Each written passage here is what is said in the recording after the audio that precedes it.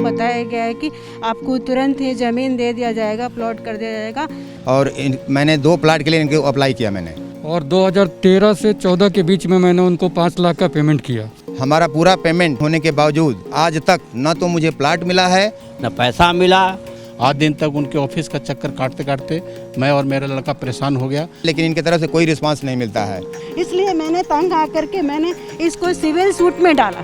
कितने मैं ऐसे दोस्तों को जानता हूं कि जो इस तरीके के त्रासदी से त्रस्त होके अटेम्प्ट टू सुसाइड किए हैं। तो मैं एबीपी न्यूज़ से यही दरख्वास्त कर रही हूँ कि सर इस चीज़ को हाईलाइट किया जाए और हम लोग का जो पसीने की कमाई है हमारी, जो उसको जो है वापस किसी तरह किया जाए।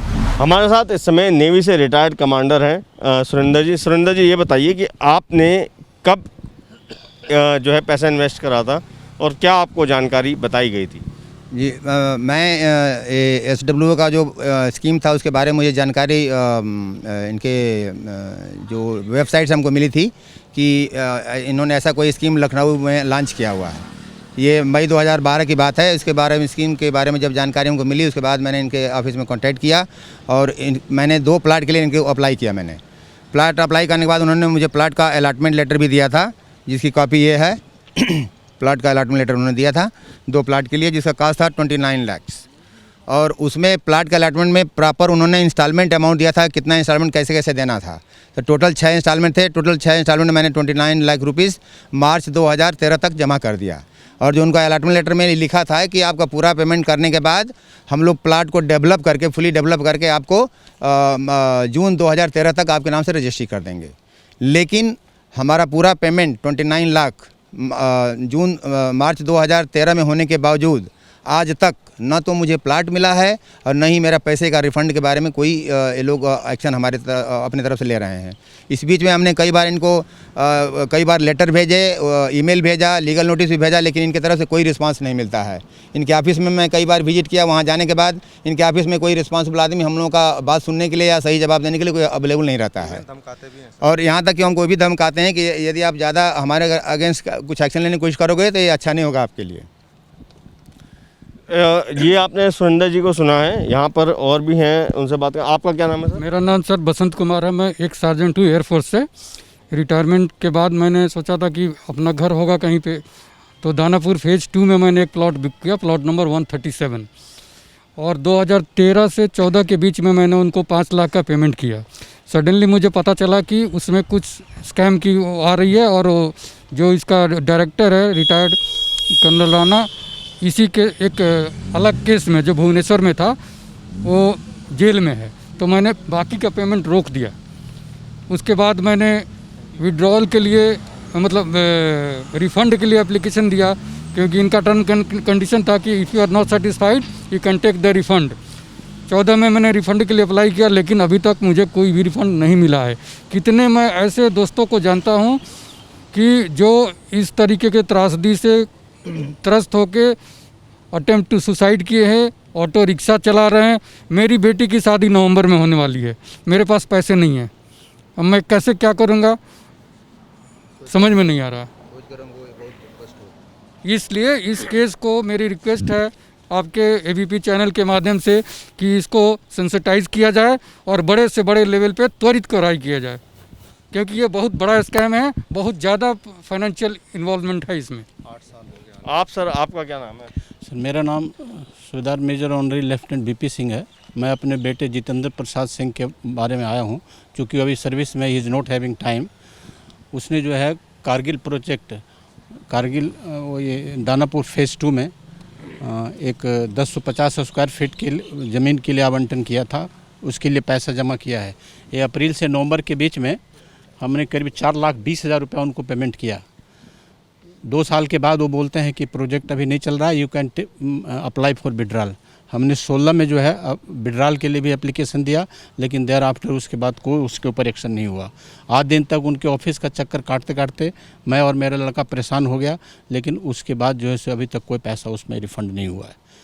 मैं ABP न्यूज़ से करूँगा कि इस चीज़ को हाईलाइट किया जाए और हम लोग का जो पसीने की कमाई है हमारे जो फौजी का, उसको जो है वापस किसी तरह किया जाए, या उसके जगह पर जो आवंटन किया जाए मेरे प्लॉट को। मैम, आपका क्या नाम है? मैं सुनीता कुमारी दानापुर फेज़ 2 से बोल रही हूँ। मैंने ये ज़मीन, ये मेरा एलोकेशन लेटर है, मेरे को बहुत लुक्रेटिव दिया गया, बताया गया है कि आपको तुरंत ही ज़मीन दे दिया जाएगा, प्लॉट कर दिया जाएगा। और इनके ऑफिस में एक बिठा के रखा हुआ है मैम, उन्होंने भी मुझे बताया टेलीफोनिकली कि बस आप अमाउंट दीजिए और आपका जो है पैसा ज़मीन तुरंत मिल जाएगा। मैंने 2000 पेमेंट में अकॉर्डिंगली मैंने सारे पैसे जमा कर दिए 2015 में। 15 में जी। और दानापुर फेज में टोटल 315 प्लॉट हैं, जिसमें से कि 78 प्लॉट बुक हो चुके हैं और उसका करीब अकाउंट 5 to 6 करोड़ का है सर। इसमें से जो है हमें 3 साल बाद जो है नहीं मिला, तो मेरे पास एक बेटा मेरा स्पेशल चाइल्ड है, उस बच्चे के साथ में इनके ऑफिस का चक्कर काटती रही। यही बताया गया है कि आप रिफ़ंड फॉर्म भरिए। वो दोबारा आई तो रिफ़ंड फॉर्म भी गायब कर दिया, लेकिन हमें कुछ दिया नहीं गया सर। इसलिए मैंने तंग आकर के मैंने इसको सिविल सूट में डाला। और मैं यही सोच रही हूँ कि सिविल सूट में डालने के बावजूद भी क्या मुझे न्याय मिलेगी, मेरा हार्ड अर्न मनी मिलेगा। तो मैं एबीपी न्यूज़ से यही दरख्वास्त कर रही हूँ कि सर कि मेरा पैसा जल्द से जल्द दिया जाए। और इसमें हमारे मित्र डीके सिंह जी भी हैं, उनका पैसा भी फंसा हुआ है। ऐसे बहुत सारे लोग जो हैं जिनका पैसा फंसा हुआ है। आप अभी सर्विस में ही हैं मैम क्या? हाँ सर, मैं अभी सर्विस में हूँ सर। और आप सर, आप कहाँ से आए हुए हैं? मैं बनारस से आया हूँ। मेरा लड़का नेवी में जॉब करता था। मेरी इच्छा हुई कि जब अंतिम समय आवे तो होली प्लेस है, चल के वहाँ पर रहेंगे, बात करेंगे। तो एक प्लाट हमने कहा बुक कर लो। तो बनारस में इनका साइंस सिटी प्रोजेक्ट था, जिसको हमारे लड़के ने इंस्टॉलमेंट में 10,34,000 रुपया दिया। ये कब से कब तक दिया गया है? ये पैसा दिया गया है आपका हाँ समझिए, हाँ 2013 में सारे पैसे जमा कर दिए गए हैं। और अब जब वहाँ हम दोबारा साइट देखने गए, ना तो उनका ऑफिस था, ना उनका आदमी था। और जो साइंस सिटी प्रोजेक्ट का आदमी था, उसने कहा कि आपने जिनको पैसा दिया उनसे बात करिए, हमसे ना बात करिए। ना आज तक मुझे ज़मीन मिली, ना पैसा मिला। और दर दर लड़का ठोकर खा रहा है, वो भी सेवानिवृत्त हो गया है। और हमारे जो दशा आप देख ही रहे हैं। हम चाहते हैं मेरा पैसा मिल जाए या मुझे प्लाट मिल जाए। आपका क्या नाम है सर? आप किधर आए? मेरा नाम एस.के. विश्वास, मैं एयरफोर्स से रिटायर्ड एक सार्जेंट हूँ। मैं 2006 से रिटायर्ड हूँ। तब तो पे कमीशन में परिस्थिति बहुत ही ख़राब थी हम लोगों का।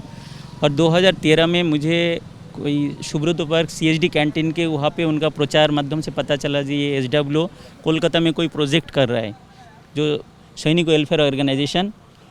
और वहाँ से अराउंड 1440 स्क्वायर फीट का एक प्लॉट का उन्होंने व्यवस्था कर रहा है, जो 7,75,000 समथिंग का वो बन रहा है टोटल।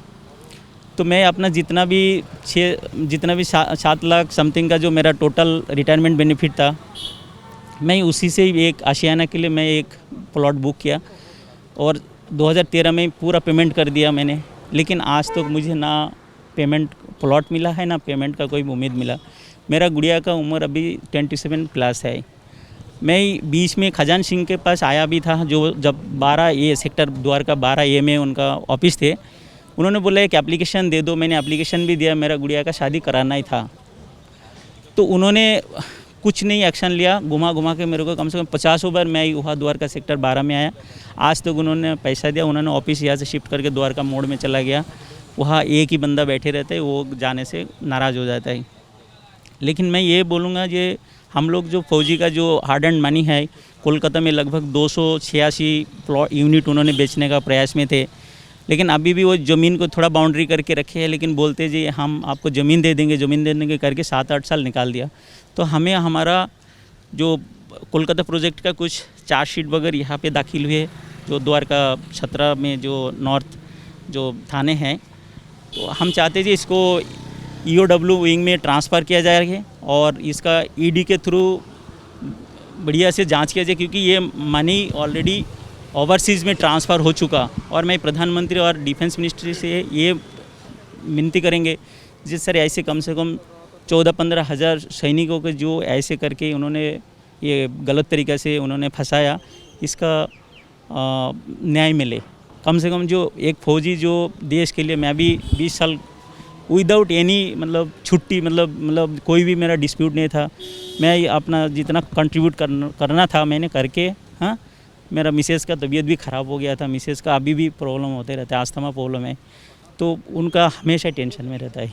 तो मैं एबीपी न्यूज़ के थ्रू से ये शुक्रगुजार करेंगे, जिससे हमारा जो आवाज़ है ये थोड़ा हायर अथॉरिटी तक पहुँचे, और उनके लिए मैं बहुत बहुत शुक्रिया गुजार करता हूँ। Thank you so much. तो ये आपने सुना, यहाँ पे जो आए हुए हैं सभी पूर्व सैनिक हैं या कुछ सर्विंग भी हैं, सबकी अपनी अपनी समस्याएं हैं और सबकी अपनी गाड़ी कमाई लगाकर जो है एक आशियाने का सपना सजोया था, लेकिन वो अभी तक पूरा नहीं हो पाया है और बदले में इनको धोखा मिला है। और अब इन सबकी यही मांग है कि इनके जितने भी मामले हैं वो सब एक जगह एक ही जांच एजेंसी को सौंपे जाएं, जिससे कि इसमें गंभीरतापूर्वक कार्रवाई की जा सके और इनको या तो इनका आशियाना प्लॉट या फिर मकान दिलाया जा सके, या फिर जो इनका पैसा है वो इनको वापस मिल पाए। कैमरा पर्सन प्रवीण दीक्षित के साथ अभिषेक रावत, एबीपी न्यूज़, दिल्ली।